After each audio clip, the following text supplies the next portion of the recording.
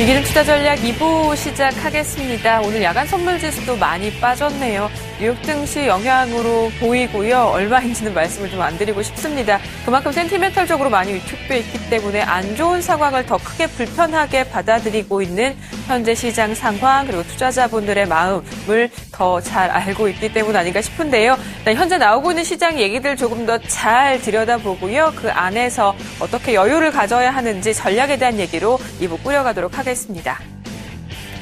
자, 시장 키워드부터 살펴보실 텐데요. 일단 뉴욕 증시와 유럽 증시 상황, 일단 낙폭이 조금 컸습니다만 시간대별로 그리고 장중 움직임을 조금 살펴보시길 바랍니다.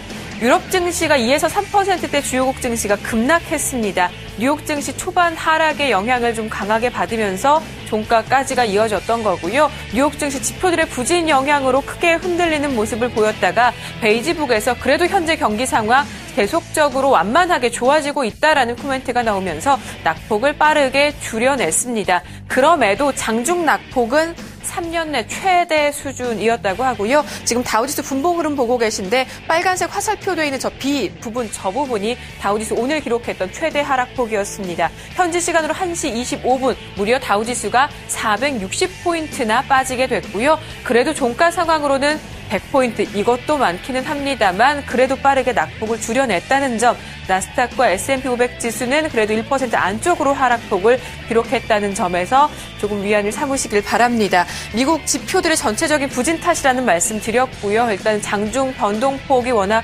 컸기 때문인지 공포지수라고 불리는 빅스지수가 30을 넘어서는 등 35%의 급등세를 보여주기도 한 날이었습니다. 아무래도 이 영향 때문에 오늘 야간 선물지수 크게 밀리는 등 초반 분위기가 수월해 보이지는 않는 듯 싶은데요. 자, 어제 우리 시장도 아쉬움은 조금 있었습니다. 금리 인하가 호재가 될지 아닐지는 물론 의견이 조금 분분합니다만 시장 자체에 받아들이는 영향이 크지는 않았습니다. 아무래도 시장이 조금 건강했다면 나왔던 재료 자체를 긍정적으로 받아들일 법도 한데 보시는 것처럼 코스닥 지수 물론 상승으로 마감이 됐습니다만 소폭 상승, 초반 보여줬었던 1% 상승폭은 미치지 못했고요. 코스피 지수도 1925포인트 오히려 약세로 전환하면서 마감되는 날이었습니다.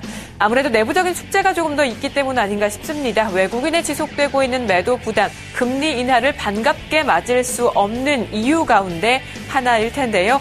10월 들어서 살펴보니까요. 유가증권 시장에서 내내 외국인은 순매도였습니다. 최대는 3천억 원, 거의 4천억 원 가까운 순매도를 보인 날도 있었고요. 최근 들어서 그 매도 규모가 줄어들지는 않고 있다는 점 눈에 띄는 상황입니다. 기관 쪽에서 매수로 대응해주고 있기는 한데 규모 면에서는 확실히 매수하고 있는 쪽의 기관보다는 매도 주체인 외국인의 규모가 크면서 시장은 내부적인 상승 전환의 힘도 찾기는 어려운 날이었습니다.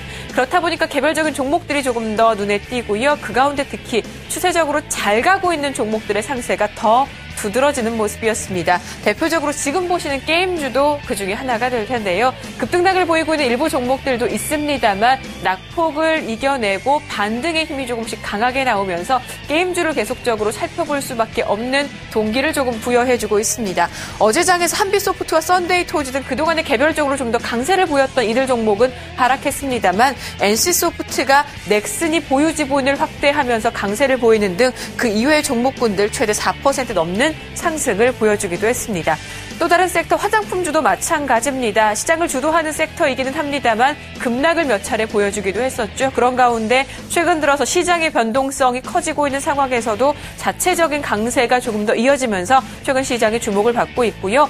화장품 무역수지라는 것이 있대요. 8월 들어서 이 무역수지가 첫 흑자 전환했다라는 소식이 나오면서 화장품주들이 더 갈 이유를 찾게 됐습니다. 보시는 것처럼 상한가 기록하고 있는 종목들도 있고요. 아모레퍼시픽까지도 5% 넘는 강세를 보인 날이었습니다.